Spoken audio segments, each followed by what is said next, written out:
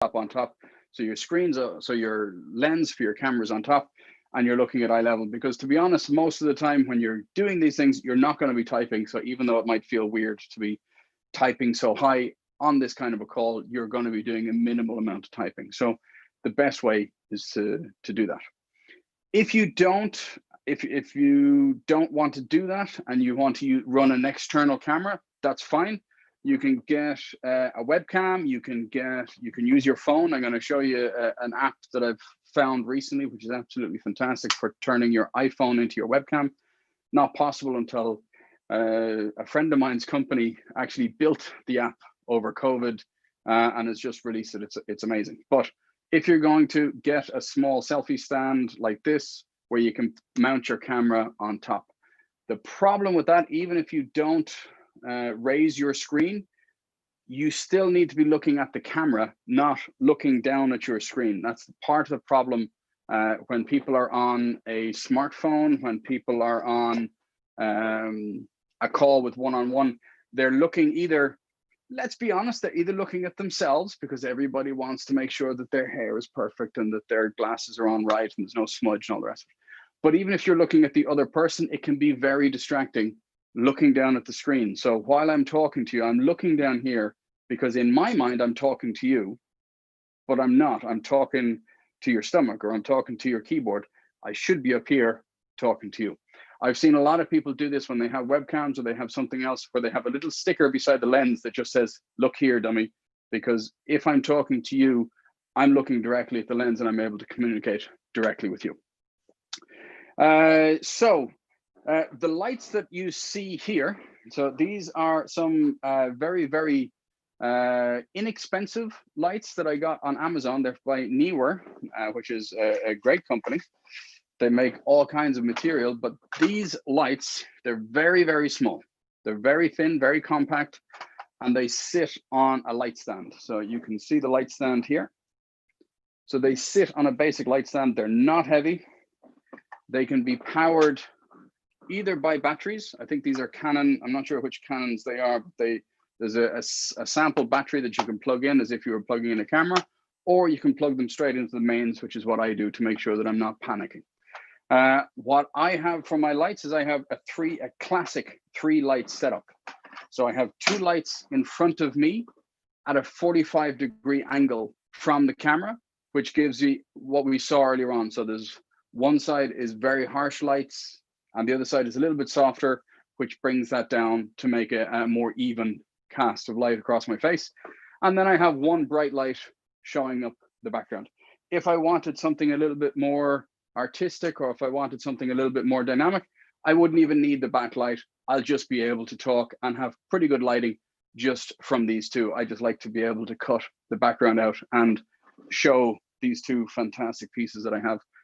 This is a 3D map of Dublin, and this is a 3D map of Madrid, my 2 favorite cities in the world. So I'm going to show you now. I'm going to switch to my other camera, which is my phone, which is, again, I'll tell you the app now in a minute.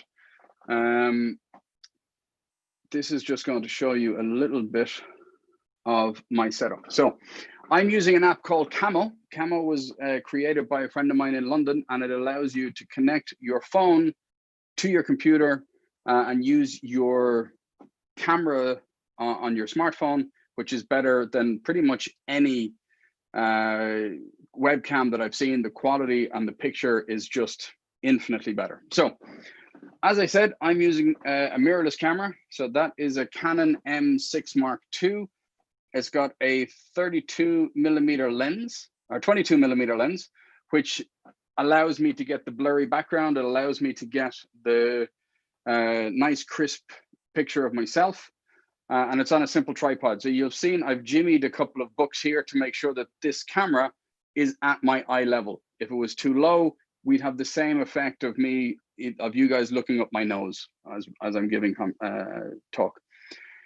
This is normally plugged in here. I don't use this for webcasts or for Zoom calls. That's just for when I'm recording videos myself, when I'm recording tutorial videos or talking about leadership or some of the other stuff that I talk about. There's 2 cables that are very important for this camera. One is this one. This is a constant power source. So it's plugged in here right to the bottom of the camera. So I have a fake battery in there where this is plugged into the power source, so it doesn't switch off. It doesn't run out of battery, and the battery's not gonna need to be changed and die halfway through. The other one is this. This is the HDMI cable, which is plugged into this, which is a Camlink 4K. This is a very, very simple, very small device. It's just this piece here. And that allows me to connect my Zoom to my mirrorless camera. So this acts as an interface. Normally, you're not able to do this with just cameras out of the box. So for my setup, I have my laptop here with Zoom running, and I also have a separate screen, a second screen for when I'm managing large groups of people. So there I have one light and two lights, and then I have the one at the back as well. So with Zoom, you're able to change between multiple cameras, and I've seen setups where you might have 2 or 3 cameras and moving around a room and being able to control it all very slick. As a solopreneur, as an entrepreneur that's doing as much as you can by yourself, that's asking a lot to try to be on camera, to try to give the information, to think about the process, to be able to communicate your message to people and do all of the tech. It's probably asking a lot. So just having one solid camera and being able to show your slides and be able to present your information, more than enough. So the other thing that I was going to show you is just the difference. So we've all seen people who are using virtual backgrounds, and it's become a little bit cliche, but when it's done right, it's actually very useful and very handy. And you can have the founder of Evernote, Phil Libin, I think, has created this new platform called which is a plugin for things like Zoom and for other places to be able to have your slides interact. Now you can do this yourself with PowerPoint. There's a very good friend of mine. I shared his video recently on how you can do this kind of thing yourself, where you can create your own virtual slides and virtual background. I've done it myself for fun. To be able to share your story without sharing your screen and trying to get everybody to move across. The best way of doing this, though, is to use a green screen. To get the piece of hardware that you need is very, very inexpensive. So if we look at a virtual background, I don't have a green screen right now. And if I was to do the space, boom. If I was to use the space virtual background, you can see how I'm moving. Zoom is having a really hard time trying to figure out what's the background, what's me, and it's a very stuttery. We've all seen things like this. We've all seen people on Zoom putting up their background, and it looks very cool when they're looking at it themselves. But as a presenter or as somebody who's going to be spending most of your time on the main screen, on the speaker screen, this is extremely distracting for the people who are watching. So what you need to do is get yourself a green screen. Now, a green screen can be anything from literally you go out and you buy a piece of green cloth that you can nail to your wall, or it can be a pop-up stand like I have. So I have a couple of pop-up stands that are collapsible. So they're very easy to store. They fit in this type of a bag. I have a couple of different backdrops, and they pop up and stand by themselves very large. So this is standing on the ground right now. So I think this is 7 foot high by about 3 or 4 feet wide. Normally what I would do is I would have a little stand behind me to make sure that that's standing as it should be and it's where I want it to be, so it's covering the whole frame. But really what I want to do is just to show you the difference when you tell Zoom. So here we are now again with the same artifacts and the same movement, and it's not very clear cut, and you can see it in my glasses here where it's having a hard time figuring out where my glasses are. But if I tell Zoom now that I have a green screen, it ignores everything except the green screen, but you can see what a great job it's doing of just cutting out what is the green part. Now, as I said, ordinarily this would be high up, so as you wouldn't see even the wall, you wouldn't see the black of the green outline, and you would just see me standing in space being cut out very, very well, even with my glasses. So if you're going to be using this kind of a background, if you're going to be using these virtual backgrounds, I really would urge you to get a green screen to help Zoom make sure that it's able to cut you out and you're able to get the effect that you want. So as I put this away, I'm just wondering, are there any questions yet, Carlos or Susan? Is there anything? Am I going too fast on some things? Am I covering some things too basically? I think everything is great from my perspective so far. Carlos? Yeah, there's a couple of other points that was being asked, but I think you might be going over it in a moment, so I might just hold off so as to not interrupt your flow. Okay, so well, really what I wanted to talk about now then is just general tips for being able to run good meetings and being able to connect with people, even though the danger with all of these and the danger with a Zoom call is just to drop in, have a quick, get down to business, do what we need to do, and then leave and go about our business, and actually losing the human connection and losing the ability to connect on an emotional level or on a personal level. Having a conversation with a friend of mine just recently exactly about this, where one of the things that we found, because we all run our 10-minute or 15-minute daily huddles with our team. So I have a 10-minute huddle that I run every morning at 10 o'clock with my team since the lockdown, and it's all done on Zoom. 10 o'clock, everybody's there. What are we doing for the day? What I'll try to do at least twice a week is to dedicate as much, maybe 80% or maybe even 100% of that daily update to actually connecting and saying, well, what are you doing this evening? Any Netflix shows that you're watching or anything? What's going on at home? How the family? Because I try to get to know as much as I can about the personal life of people, because we need to have this connection, especially when we go back to meeting in 3D as opposed to in 2D. So having that kind of connection to me is really important. As I was saying, as my friend was saying the other day, when you come to these events, when you come to a webinar, one of the best parts about it is actually just grabbing a quick coffee or meeting somebody on the way to the elevator at the end of it and just having a chat and having those small, seemingly inconsequential conversations, but they're the bits that really drive home the relationship and really cement the relationship with the individuals. So when we're at this, trying to make it not just about get in, get the information and get out, I think will serve everybody much better in the future. And I've plenty of stories of friends of mine who have purely remote businesses, and have had purely remote businesses since before the COVID lockdown. And what they've done, as a friend of mine in Australia has a social media company, and she has employees all over the world, and they have monthly pizza parties where they all get a bit of a budget and they come on Zoom at 8 o'clock on a Thursday evening, whatever. They all have a pizza locally, whatever flavor they want, and drinks, and it's just social. And the whole idea is about trying to connect everybody together beyond just the technology.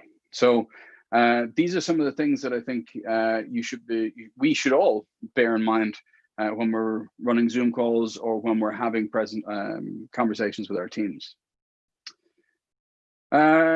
Anything else, Carlos, Susan? Any other topics that I think we need to cover? I've done a little bit of the tech, a little bit of the green screen.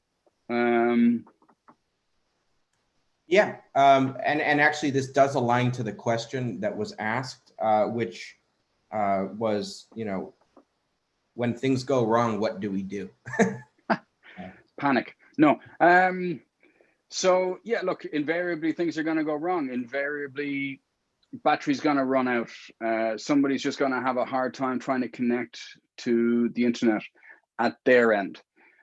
I do a bit of coaching. I do personality profiling and leadership development, and invariably sometimes somebody's connection on the other end, their Wi-Fi is just gone, or they've decided that they're going to be on their phone in the car for a personal conversation, and the cellular connection just isn't up to it. Sometimes these things happen. The most important thing is not to panic, because it'll all work out in the end. If the timing needs to be changed, look, the timing needs to be changed. It's not the end of the world, so long as you're able to communicate as humans instead of robots and going, well, no, this is the time, this is what we have to do, and then nothing else is going to happen. So look, stuff happens, stuff goes wrong all the time. I think on one of the first webinars that I was doing with this particular setup, I think there's a cable just running. You can't see it. This is one of the great things about, this is what, like movie magic, cinema magic. I've just shown you the bits of the room that I want to show you. The rest of the room is an absolute nightmare of a mess. And because I'm focusing just on this square that you're seeing, anything else can be in the room, but there is a cable that's running to that light at my foot. So I think on one of the occasions I was moving around just to get a little bit of blood flowing to my legs. I tipped it, and just for a split second, it felt like that light was going to come and smack me on the head in the middle of a big webinar. I think the trick, as with all things, is don't panic. There's an expression that we have in Ireland, which is the swan effect. So all entrepreneurs exhibit the swan effect. I don't know, Susan, are you familiar with this idea? Yeah, The but swan please effect share. Please share. Poised and great and graceful on top, and paddling like crazy underneath to make sure that everything works. So this is the swan effect. Well, I think I'm really glad you talked about re-energizing the connections within your team, because it's so easy to kind of get in that productivity, just getting stuff happening mode, and forget how many actual personal connections were made when we were in the same office together. Mm-hmm. But I would love for you to spend a minute or two on, now that all of us, including our customers, suppliers, partners, etc., are all virtual, we're not having those necessary kind of personal moments with existing relationships, but it's also a totally new world for many people in creating completely virtual relationships from day one. So can you speak a little bit to some best practices you're using in when you have that first call with somebody that you know nothing about? How do you balance kind of getting to it, but still being, especially across cultures? I mean, you work all over the world as we do. How do you start that communication when your first sales pitch, your first relationship building call, everything is virtual from the beginning? Yeah, I mean, when you can't press the flesh, how do you press the flesh? How do you get to form that connection with somebody, which is much easier to do in 3D? One of the things that I always do, and I kind of do this in person anyway, is at the beginning of any conversation. So when I'm meeting a prospect or meeting a client or meeting somebody, I'll spend the first 5 to 10 minutes just finding out as much as I can about them, because what I'm fishing for here is, what do I have in common, or what do I know, what interests can we connect on, because that's how you form the connection with people. I remember a lecturer many years ago talking about this, going, okay, so we're going to spend the first 10 minutes building rapport. That's what we're going to do. We're going to spend the first 10 minutes of every session building rapport. So he'd talk for 10 minutes and he'd ask you questions for 10 minutes. Then he'd look at his watch and go, right, that's 10 minutes of rapport building onto the meeting, which completely destroys everything you've just built. So the idea is, it's got to be pretty malleable. It is going to be forced. There's no two ways about it. You're going to have to try to get to know this person. You're going to have to try to communicate some sense of connectedness and some sense of shared life experience in a 2D world. But it's so much easier to do this through video than it is over the phone. So if you've ever had to do the cold calling, that's such a soul killer. Whereas now you can at least see, I'm smiling when I'm making a stupid joke, because I make a lot of stupid jokes. And Susan, you've told me not to make stupid jokes, but there's only so much that I can do to fight my own DNA. So being able to communicate, being able to be expressive, even if you're working within different cultures, people can get a sense of you when you're using video, because I can't remember what the statistics are, but the amount of how we communicate is about 80% is tone and gesture. Only 20% is actually the words that we use, which is why some people can get away with all kinds of comments, because they have this roguish charm about them. Other people can't get away with anything. I think you fall in that category. Well, I mean, yes, I am Irish. So But I think spending a couple of minutes and being conscious of the fact that at the beginning, you want to be able to put the other person at ease. You might feel completely out of your comfort zone and you're feeling really kind of, how am I going to do this? But by you making the effort, by you asking the questions, getting to know a little bit about the other person, finding out a little bit of their backstory, that'll put them at ease, which then will put you at ease. And then you can start to naturally get into the conversation. Well, as a follow-up, I think that one of the things that this, I mean, Susan, you and I met for the first time like a couple of months ago, all virtually. And we're best friends now. Absolutely. I mean, see, this is.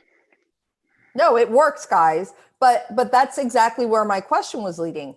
It's really easy if you're comfortable with yourself and you are very authentic and a direct type of person to be open and, you know, really get into getting to know each other very quickly and being yourself.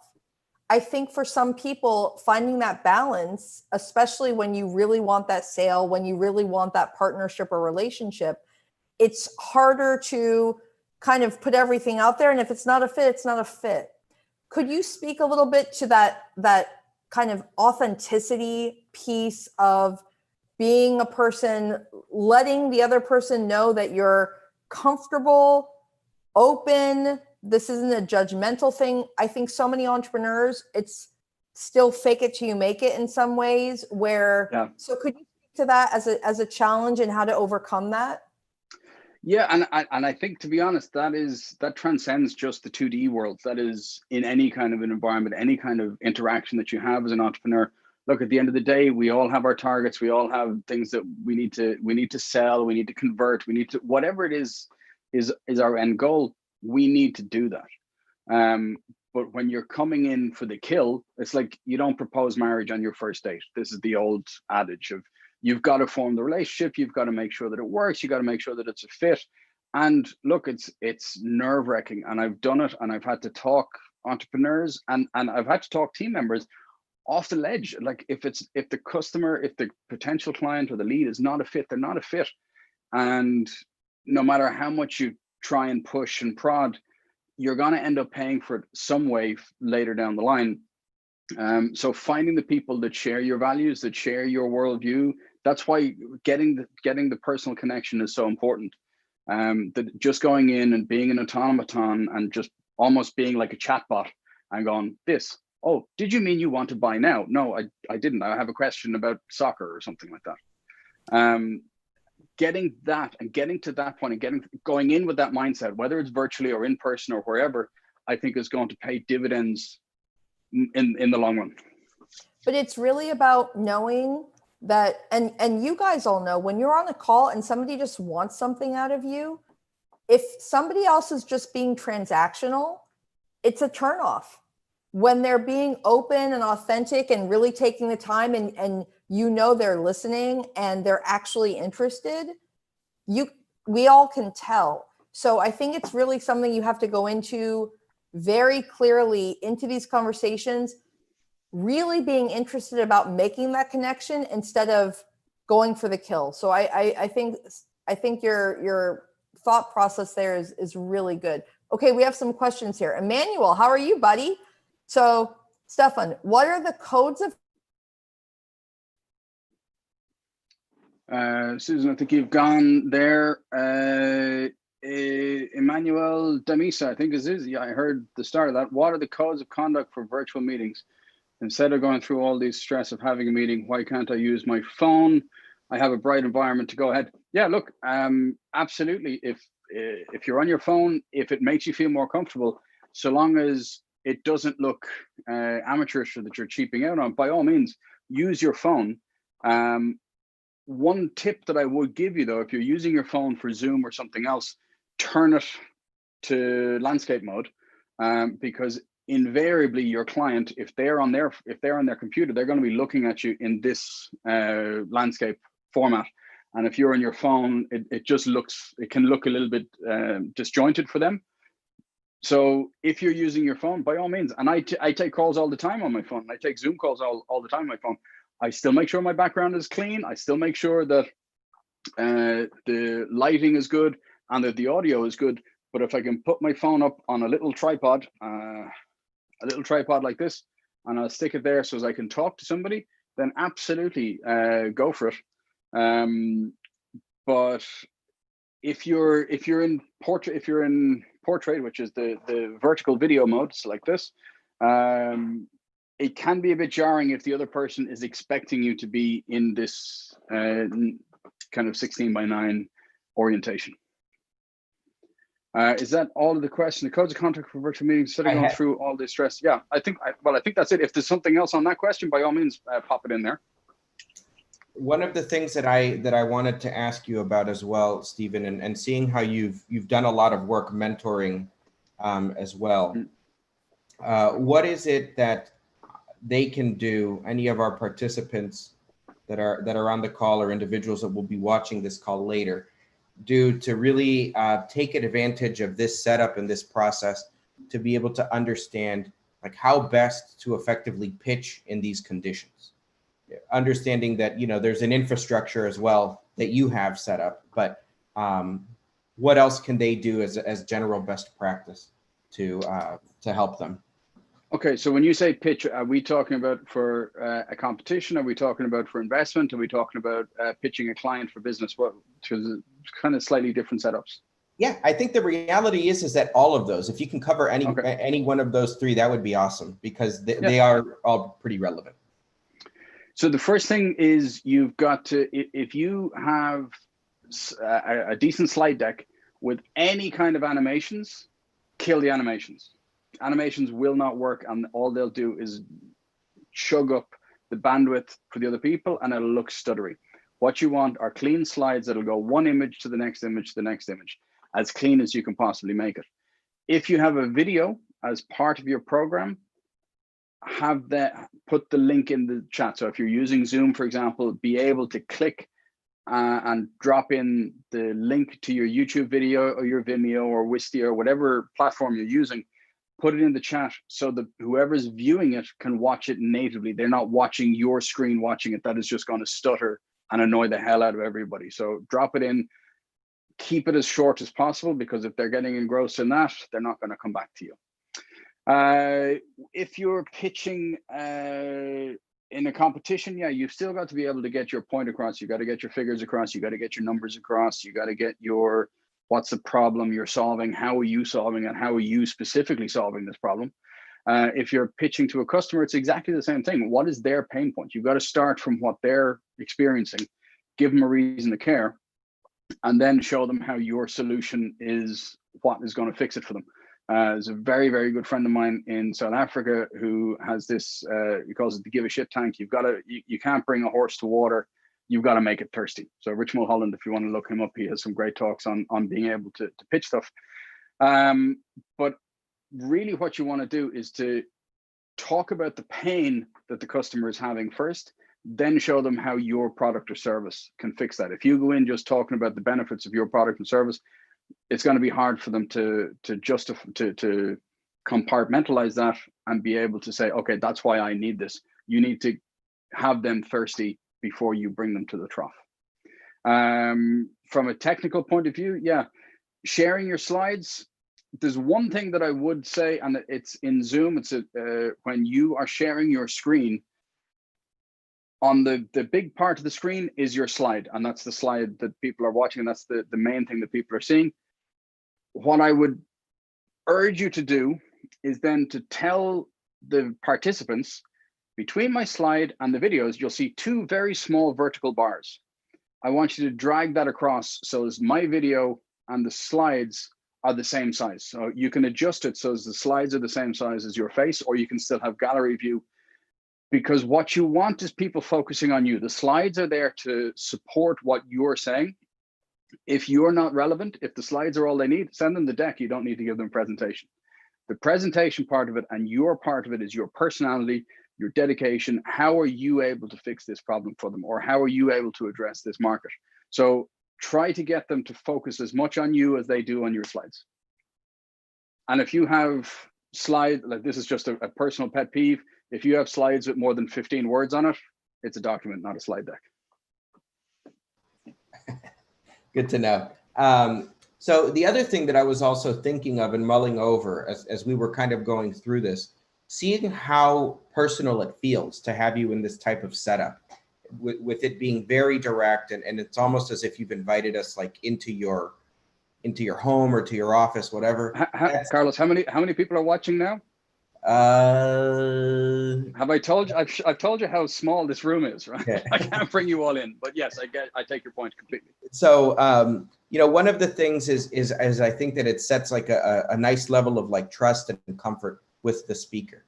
And I think a lot of our entrepreneurs that are subject matter experts in a particular field or industry, obviously that they're trying to exploit for commercial purpose, how can they leverage the power of this medium in order to help them with marketing or, specifically in the lens of content marketing?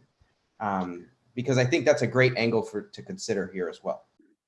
Absolutely. So one of the things that it takes a bit of training, it takes a bit of practice to be able to do this. So you saw on my setup, when I showed you my setup, I have my camera right there, but Carlos, you're there. And then I have another separate screen there, which is very distractingly is a big video of me. So doing the same thing. I had Susan there, but Susan's gone. But when I'm speaking, I don't know how many people are watching, but if I was having a conversation with you and I was sat here and I was talking to you like this, everybody's disengaged, because you can see I'm in profile. I'm not really paying attention to the people. I'm talking off to the side and I'm talking down because the lens is up here, but your image is down there. This takes practice. So when you're talking to people, especially a large group of people, being able to maintain eye contact, for want of a better expression, I'm not actually looking you in the eye, but right now it feels like I'm speaking directly to every single person who's watching this video. And that hopefully is engendering some kind of a trust or some kind of a connection with people, because I'm speaking directly to you. I'm not speaking to anybody else in the world. I'm just speaking to you. It's one of these tricks that people use when they're at big events and they're at big conferences.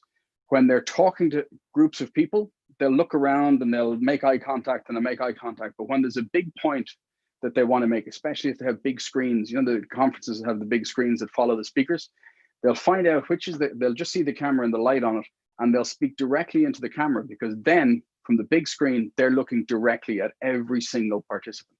So when you're talking to people, it's disconcerting for me, because I can see you out of the corner of my eye. I know you're still there. I know you're still engaging, but I feel like I'm not looking at you.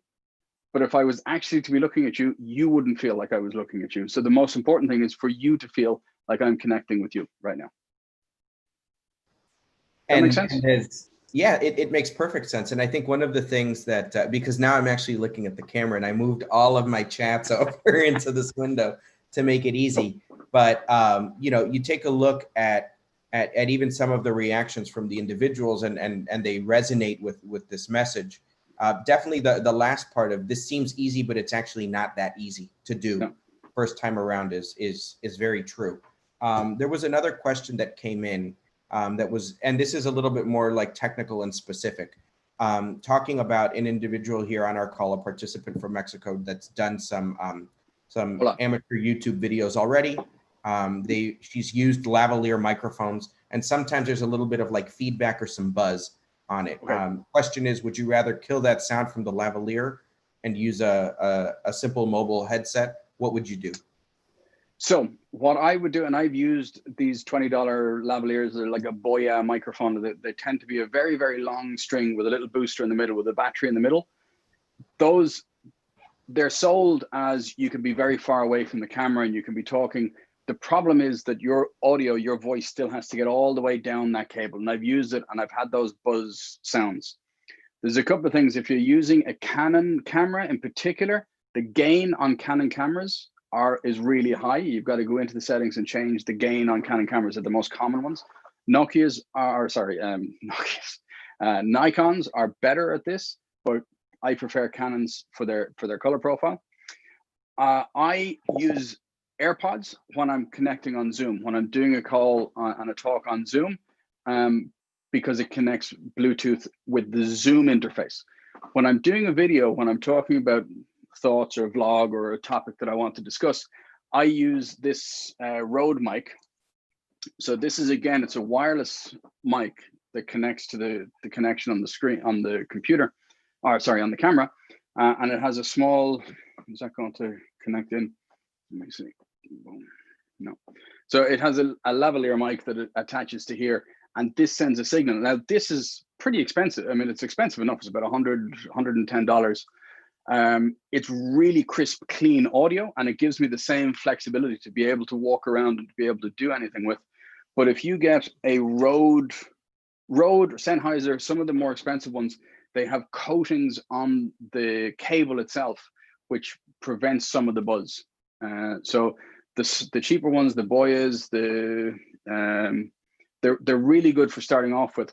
But when the first thing, before you upgrade your lens or before you upgrade anything else, upgrade your audio, because people will watch a bad video with good audio for longer than they'll watch a good video with bad audio.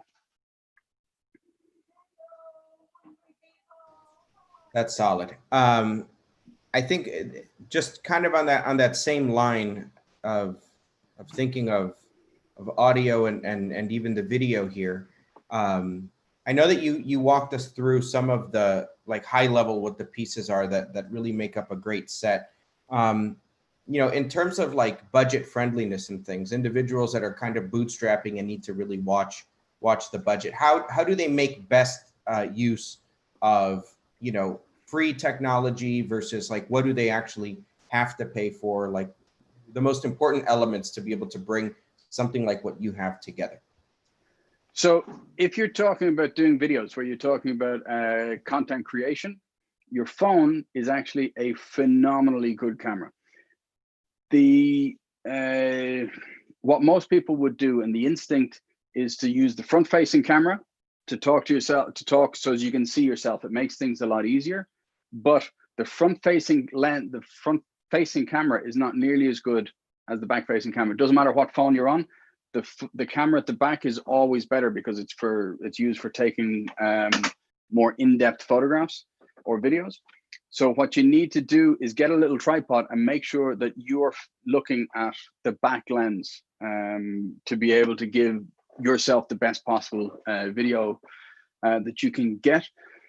Using your AirPods, using any kind of a Bluetooth mic, or getting something like, yes, I do have it here. So this is a Shure microphone. So I actually do quite a few videos on my iPhone as well. So this is a Shure microphone. It's designed specifically to go into, you might not be able to see it. It's designed specifically to go into a smartphone, and it's like a shotgun microphone. So it gets cleaner audio. It ignores everything to the side and just takes the audio from the front. So even just that, get yourself 2 house lights that are out of shot, get a nice background, and take that video, and it's going to be crisp, clear audio with a good, strong image. And then you can use whatever your editing platform of choice is. So I joined again to simply show you guys the what not to do, but also what to do. I'm sure you noticed my Wi-Fi went out in the middle of a webinar that I've been looking forward to for over a month and have been begging Mr. Short to do. But guess what? Nothing stopped, nothing waited for me, because thank God, Mr. Short's a pro, number one, despite how he acts sometimes. Number two, Carlos covered my butt, right? So I want you guys to remember, stuff like this happens. And everybody knows stuff like this happens. Everyone. This has been happening to literally everyone now all over the world for a few months.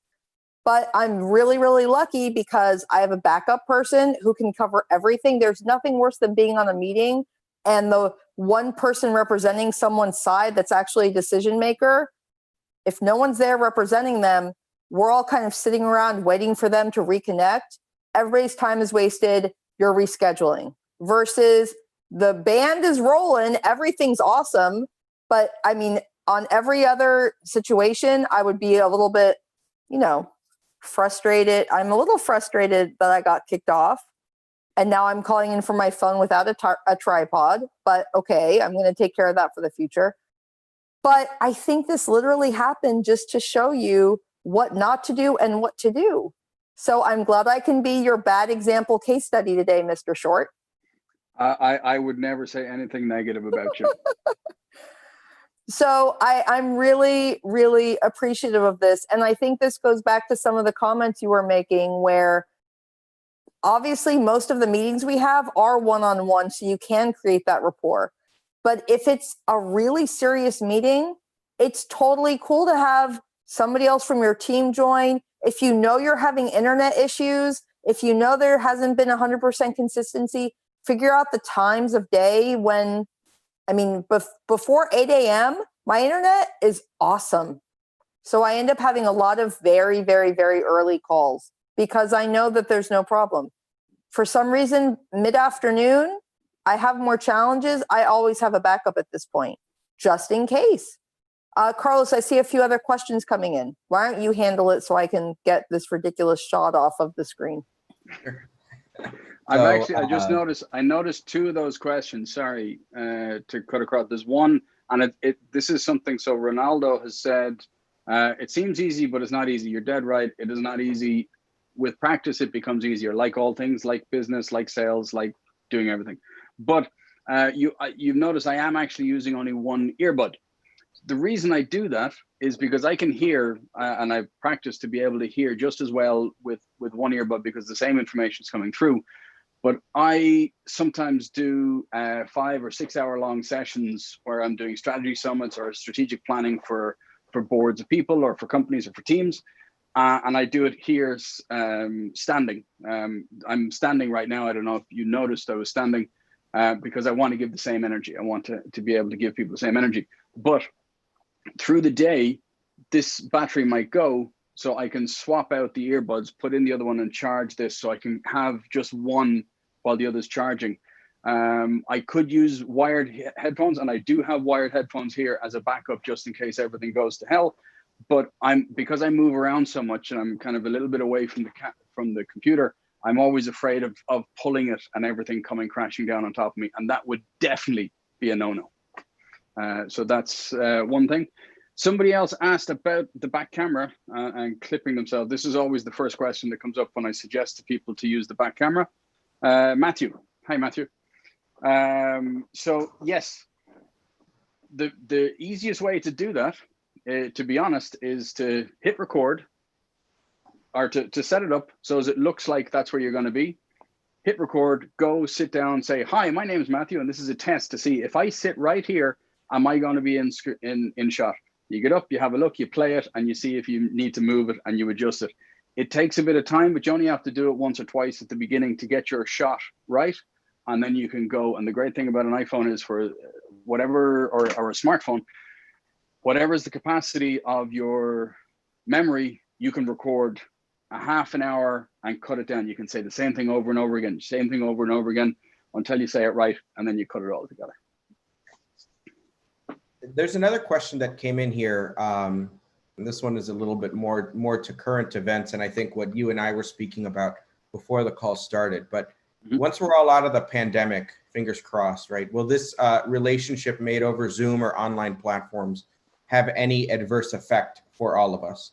And will it be easy, and do you speculate that it will be easy for us to go back to like personal again? My gut tells me that whether we make a connection in 2D or in 3D, so long as it's an actual personal connection, a real connection, as opposed to a couple of emails back and forth, you can still have that connection. There might be people, so Carlos, you haven't been to Ireland yet. We had this conversation. Susan has been, she hasn't come to visit me, but I'm not too offended. But I'm guessing that as soon as things start to open up a little bit again, as soon as travel starts to come back, if Susan ever finds herself in Ireland, even though we've only ever met virtually, I would be wholly offended if she didn't come and meet me at least for a coffee while she was in town. So having that personal connection, because of the connection that we've started in 2D, I think will translate. But genuinely, I actually see a lot more people being remote working and maybe working, not necessarily having to do the commute 5 days a week, might work from home 1 or 2 days a week, still have their check-in meetings and be able to do their stuff, to be a bit freer, because I think people still need the interaction. People still need the face-to-face human connection. But I think people are also, on some level, appreciating a little bit of freedom, a little bit of autonomy, a little bit of not having to get up at 6 o'clock in the morning to get the train into town, to get in the sweaty carriage with all the other people who are miserable about going into work. And if people have the option to be a bit flexible on that, we might still see a mixture. Some meetings will be virtual and some will be in person. And we might see where you have a conference room with a screen and you might have 4 people on the Zoom call and 3 people meeting in person, and that can rotate. So I can see this continuing. Great. That basically taps me on a lot of the questions that were covered. So Susan, unless there's anything else, you might be able to give Stephen 2 minutes back. Well, look, I'm more than happy to talk about any questions. If there's anything I can do, when is a short list for the India team? Okay, that's not me. Yeah, you don't want to start reading the application questions, but right. I just can't thank you enough for making the time. I started begging you about doing this session for our teams a month ago, and you have come through with flying colors, as every good Irishman always does. So we're very appreciative. Talk a good game. And I look forward to visiting you. And honestly, I can tell you, it's been fantastic to make such deep, deep relationships over the last few months completely virtually. And you were at the top of my list for new actual friends in real life. So thank you for making the time. And guys, next week, we're going to have another great speaker. Not at this level. I'm just kidding. Awesome speaker. And you'll have a grown-up professional. Definitely. He's going to talk about manufacturing and scaling manufacturing in other countries. I think it's going to be a fascinating discussion, managing manufacturing relationships, another new friend. But I think you're going to see all of us are going to step up our game because of your tutelage today. And we really appreciate your time today. My pleasure. So remember the 3 big takeaways from this, no matter what your equipment is: get your camera to eye level, get good lighting, and get good audio. And start ramping up your audio, then your lighting, then your equipment.